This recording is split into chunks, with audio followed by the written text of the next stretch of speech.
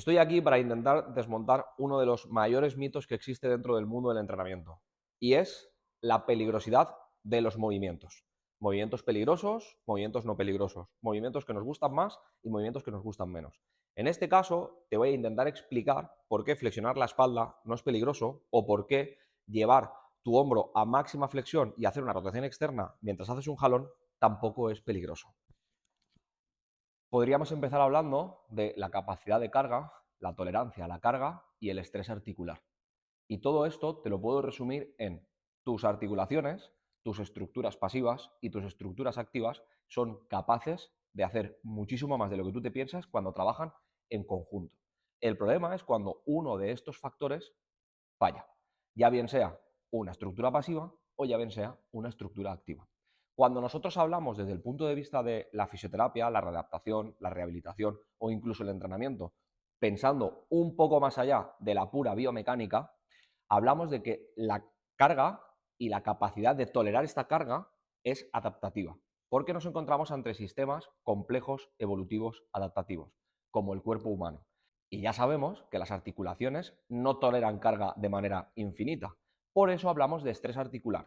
Y por eso, cuando hablamos de estrés articular, te vamos a recomendar unos ejercicios u otros. Pero hablamos de una recomendación hacia un patrón de movimiento más o menos eficiente, que te va a beneficiar más o menos. Pero no hablamos de un riesgo alto de lesión. No hay ejercicios que generen riesgo alto de lesión. Hay ejercicios que por su exceso de carga en una articulación vas a tener que hacer con menos peso, menos repeticiones, menos serie. Pero eso no quiere decir que tengan un riesgo mucho más alto de lesión. Hablamos de que hay ejercicios que van a generar más estrés articular, más estrés sobre las estructuras pasivas, más estrés y van a demandar más capacidades para poder realizarlos de una manera que sean eficientes que otros. Entonces, cuando hablamos de un jalón tras nuca, por ende, un jalón tras nuca no es malo, no es negativo, no es nocivo para tus articulaciones. Pero si no tenemos una capacidad de extensión de hombro máxima, con una buena rotación externa del hombro y una capacidad de mantener alineada y correcta la movilidad de la escápula, puede que el estrés articular que genere sobre la estructura este ejercicio bajo carga y una demanda de movimiento a una velocidad sea excesivo a la tolerancia de carga que te genera tu organismo. Que hay organismos que incluso bajo unos efectos nocivos, y digo nocivos entre comillas porque estamos hablando de unos efectos de exceso de carga, su cuerpo se va a adaptar y no va a generar ningún tipo de molestia, por supuesto. Pero el resto de seres humanos que notamos dolor cuando excedemos la carga y lo notamos de manera más repentina, vamos a tener que ser conscientes de todo esto. Entonces, es muy importante entender que el mensaje que nosotros vamos a dar como entrenadores o como fisioterapeutas no debe ser hacia lo negativo, debe ser hacia la eficiencia, hacia la capacidad, hacia la mejora.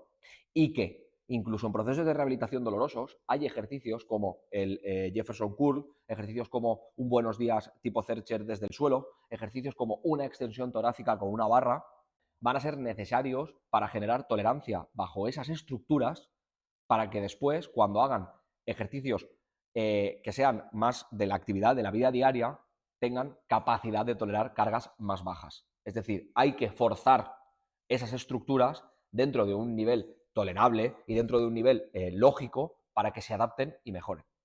Porque el cuerpo humano mejora, se adapta y se endurece bajo estresores, no bajo un mundo idílico en el que la movilidad es perfecta, la carga es perfecta y todo se hace perfecto. Sin más, espero que este vídeo os abra un poquito los ojos.